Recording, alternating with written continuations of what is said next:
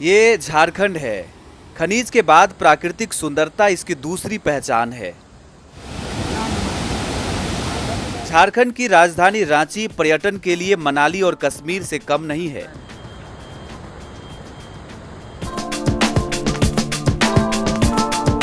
झारखंड का एक ऐसा वाटरफॉल जहां झारखंड से ज़्यादा वेस्ट बंगाल के लोग घूमने के लिए आते हैं। क्या है इसके पीछे का रहस्य और कारण जानने के लिए चलते हैं आज झारखंड के राजधानी रांची से बगल 40 किलोमीटर दूर स्थित एक वाटरफॉल, खूबसूरत सा वाटरफॉल जिसका नाम है दसम फॉल। चलिए खूबसूरत नज़ारा आपको दिखाते हैं। चलिए आज हम जानते हैं एक ऐसे जलप्रपात के बारे में जहां झारखंड से ज्यादा पश्चिम बंगाल के पर्यटक आते हैं। आखिर क्या जादू है यहाँ के वाटरफॉल में जो सैलानियों को खींच लाते हैं। ओंकार झारखंड की नजर आज इसी सफर में है। आज आपको बताने कि आप भी इस मनोरम स्थान को जी भर के जी सकते हैं। ऐसा ही खूबसूरत एक जगह है जो रांची जमशेदपुर रास्ते की ललक और शान है। रांची की अलग पहचान है। रांची से जब आप तमाड़ रोड की ओर निकलते हैं तो सफर की शुरुआत ही रोमांच से भर देती है।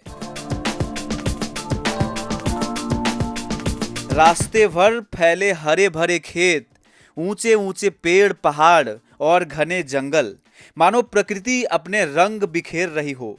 हर मोड़ पर बदलते नज़ारे इस यात्रा को एक एडवेंचर बना देती है। हम रांची से 30 किलोमीटर दूर चलकर तमाड़ क्षेत्र आ चुके हैं। NH-33 को छोड़कर दाहिने जाने वाली यह वही रास्ता है जो वाटरफॉल की ओर जाती है। पर उससे पहले ही कई गांव, हाट, बाजार और खेत खलिहान के दृश्य सभी का दिल जीत लेते हैं। यहाँ कुछ भी नहीं मिलता पर सुकून मुफ्त में मिल जाता है। फॉल की ओर जाने वाली रास्ता एकदम मनोरम दृश्यों से भरा हुआ है। दोनों तरफ गांव, खेतों की क्यारियां, मिट्टी के घर और आदिवासी संस्कृति की झलक मानो मन मोह लेती है। धीरे धीरे इस सफर में आगे बढ़ते हैं तो हमें एक गांव में पत्थर का हस्तलिखित बोर्ड मिलता है जिस पर भारतीय संविधान का एक उल्लेख मिलता है।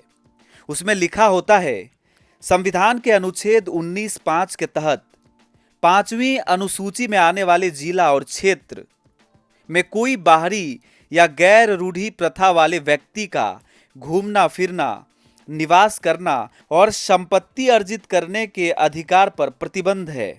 यानी यहाँ झारखंड के खूटकटी शासन प्रथा से गांव के लोग खुद अपनी शासन चलाते हैं। झारखंड टूरिज्म के होर्डिंग्स के सहारे हम आगे बढ़ते हैं और फिर अचानक सुनाई देती है तेज गिरती हुई पानी की गूंज। फिर कान को एक अलग अनुभूति होती है। नाम है दसम फॉल।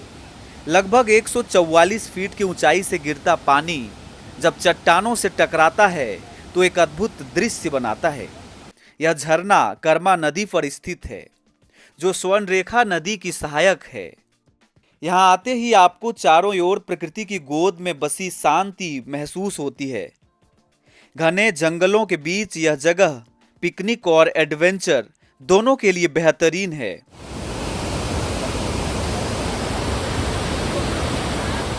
ट्रैकिंग, फोटोग्राफी और आउटडोर गतिविधियों के लिए यह स्थल पर्यटकों को खूब भाता है। लेकिन याद रहे, यहाँ पानी का बहाव बेहद तेज है, इसलिए प्रशासन ने नहाने से मना किया है और लोग नीचे नहीं जा पा रहे हैं।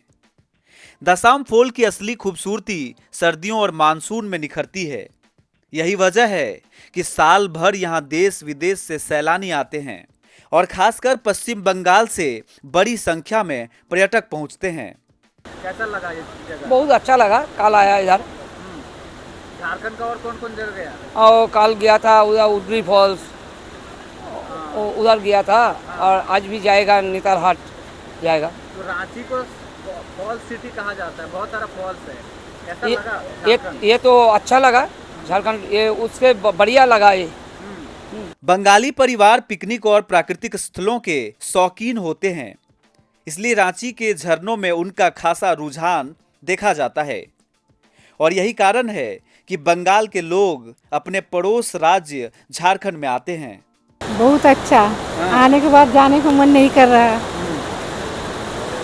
और झारखंड में और कितने जगह घूमे? कल हम लोग वहाँ पर गए थे।